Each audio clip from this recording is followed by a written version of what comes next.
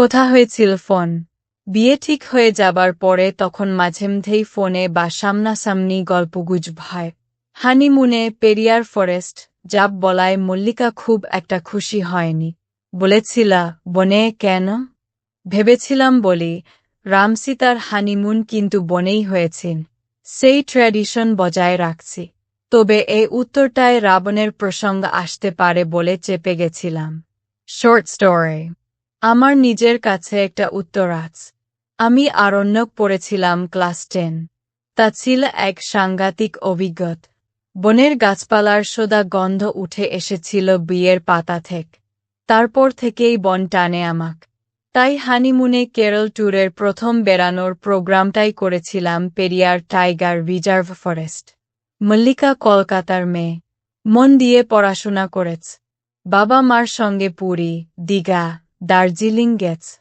বিয়ের পর নতুন বর প্রথমেই কেরলের জঙ্গলে নিয়ে যাবে শুনে হয়তো ঘাবড়ে গেছেন। আদর কারানো সুরেলা গলায় বলেছিল, চল না আমরা কাশ্মীর যাই। কাশ্মীর গেলে আমি অমরনাথ যাক। তুমি রাজি আছো? মল্লিকা আটকে উঠেছিল। ওখানে তো গুলিগোলা চলে সারাক্ষণ। প্রাণ হাতে করে বেড়াতে পারব না। তাহলে পেরিয়ারেই চল। কথা দিচ্ছি তোমাকে বাঘ সিংহের হাতে তুলে দেব না। মল্লিকা তবু দু-একবার এদিক ওদিক দু-একটা নাম করেছেন। নৈনিতাল যাবে? ফোনের এপাশে আমি চুপচাপ ছিলাম। শেষে বেচারি মেনে নিয়েছিল পেরিয়ারের কথা। ভাবি বরকে ঘাটিয়ে লাভ নেই, বুঝেছিল হয়তো। সেই বনভ্রমণের শুরু হয়েছে বিয়ের নদিনের মাথায়। কলকাতা থেকে প্লেনে কোচি। কোচিতে এক রাত কাটিয়ে গাড়িতেই পেরিয়ার টাইগার রিজার্ভ ফরেস্টে চললাম আমরা। 5.5 ঘন্টার ধকল সেয়ে সরকারি আবাসনের বাড়িটাতে ঢুকে মনে হল সঠিক সিদ্ধান্তই নিয়েছি। চারপাশে জঙ্গল, তার সবুজ ডালপালায় ভরসা দিল অনেক। মল্লিকা মহাখুশি। আমি অবশ্য নাক টানছিলাম। দেখছিলাম লবটুলিয়ার মতো বুনো গন্ধ নাকে আসে কিন। পরে ভাবলাম ওসব আমাদের জন্য নাই, পাপিতাপি মানুষ। পরের দিনটা ভীষণভাবেই হতাশকর। জ্যাকেট পরে পেরিয়ার নদীর বুকে ভেসে দুপাশের জঙ্গলের শোভা আর চড়ায় কয়েকটা হরিণ ছানার দর্শনে মোটেই খুশি হতে পারলাম না। মল্লিকা লাঞ্চের পরে দিবানিদ্রায় মগ্ন। আমি বাইরের দোলনায় বসে ভাবছি, শুধু আজকের দিন না, বনভ্রমণ জমল না। কাল আবার অন্য পথ। শকলি ফুরায়ে যায় মা। কে জানে কার মনের কথা কে শোন। ঠিক আমার পাশটায় এসে দাঁড়াল ছাতা হাতে এক। আমি তাকে ভাগাবার মতলবেই ছিলাম। ভাবিনি ওই নেহাত বেচারা লোকটা রীতিমতো সাহসী। আমাকে একটা অদ্ভুত প্রস্তাব দিলস। চলিয়ে বাবুজি, মেরা সাথ। আপ লোগ কো ইয়ে বন ঘুমায়েঙ্গে।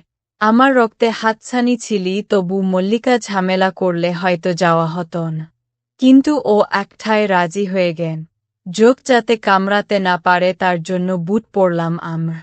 প্যান্ট, শার্ট আর মাথায় টুপি, পায়ে গন্ধমাদন সেই জুতো, চললাম বন সফরে। ওই জুতো মানে বুটটা, জোকের জন্য ব্যবহার করতে হচ্ছে। আমাদের সঙ্গে সেই ছাতা হাতে লোকটি। তবে আবাসনের কর্মচারীরাও বলেছে ওকে বিশ্বাস করলে থাকার চান্স নেই। লোকটা চলেছে আগে আগ। আমি ওর পেছন। আর মল্লিকা আমার ঠিক পাশ। তৎক্ষণে আমি ভালোভাবেই দেখে নিয়েছি ওই লোকটার শুধু ছাতাই সম্বল। আর আমাদের দুজনের সম্বল একটি বিশ্বাস। সেটি হল, এখানেই যাই না কেন আমাদের কিছু হবে না। ঘন গভীর বনের মধ্যে সরু পায়ে চলা পথ। এগিয়ে চলার অসুবিধে একটাই, যোগ। পায়ে ফিতে বাঁধা হাঁটু পর্যন্ত বুট। তাই হাঁটু অবধি সুরক্ষিত। তার ওপরের অংশে লাফিয়ে লাফিয়ে উঠছে ওর। বনের ডাল ভেঙে নিয়ে তাই দিয়ে হ্যাট হ্যাট করে ভাগাচ্ছি ওদের। আর বনের মধ্যে একটা পাকানো শিং ওলা নীল গাই ছাড়া তেমন কিছু চোখে পড়ল না। মল্লিকা বেশ বিরক্ত। বলছে, টাকাটাই নষ্ট। না আছে বনের বাহার, না আছে বুনো জন্তু। এভাবে বনের মধ্যে ঘুরপাক খেয়ে হবেটা কি? চল, ঘরে ফিরে যায়। আমার তাতে মতো নেই। চারপাশে হাত পা ছড়িয়ে দাঁড়িয়ে থাকা পুরনো দিনের বনস্পতিরা আমাকে ততক্ষণে আবিষ্ট করে ফেলেছে। ঘাসের মধ্যে দিয়ে হেঁটে চলা সরু পথে আমি এগিয়ে যাই লোকটার পিছু পিছ। বাতাসে বনের বুনো গন্ধ ভেসে এসে আমার নাকে ছাপট মার। আর কেউ পায় কি না জানি না, আমি সত্যি সত্যিই পাই। দূরে দূরে আকাশের গায়ে আঁকা ছবির মতো আবছা পেন্সিলের স্কেচে পাহাড়ের ঢেউ চোখে পড়ছে। লেকের ধারে হাঁটার সময় বনের ঘনত্ব কমে আসছিল। ফাঁকে ফাঁকে উকি দিচ্ছিল নীল আকাশ। এখানে ওখানে ছড়িয়ে ছিটিয়ে থাকা মেঘের দল ভেসে বেড়াচ্ছিল সেই আকাশের বুক। লোকটা থামেই না। চক্রাকারে ঘুরিয়ে চলেছে আমাদের। আমরাও ওর পিছু পিছু চলেছি বনের পথ। মল্লিকার পায়ে লাগছে জোকের উপদ্রব। মাঝে মাঝেই ও বলছে, ফিরে চল, আর শুধু শুধু রাস্তায় হাঁটতে পারছি না। এবড়ো খেবড়ো পথ, একেবারে সবুজ গাছপাত। মাঝে মাঝে ছোট ছোট টিলার গা গড়িয়ে নেমে আসছে ঝিরঝিরে জলধার। আমার ফিরতে ভালো লাগছেন। মুখে অবশ্য সেকথা বলছি না। ঠিক তখনই বনের ঝোপঝাড় ঠেলে কারোর আসার আওয়াজ পেলাম আমরা। কিছু বোঝার আগেই দুধ দাঁড়িয়ে আমাদের মাঝখান দিয়ে দৌড়ে গেল দুটো বুনো শুয়োর। আমরা লাফিয়ে দুপাশে সরে না গেলে কি হতো বলা মুশকিল। মল্লিকা হাফাজ। আমি ওর হাত ধরে টেনে আনছিলাম একটা বুনো কুলের গাছের দিক। ছাতার খোঁচা খেয়ে দুজনে একপাশে সরে যেতেই একটা কালো রঙের হিলহিলে সাপ গাছের ফাঁক থেকে সরাত করে নিচে নেমেই স্বাভাবিক গতিতে সামনের দিকে এগিয়ে গেন।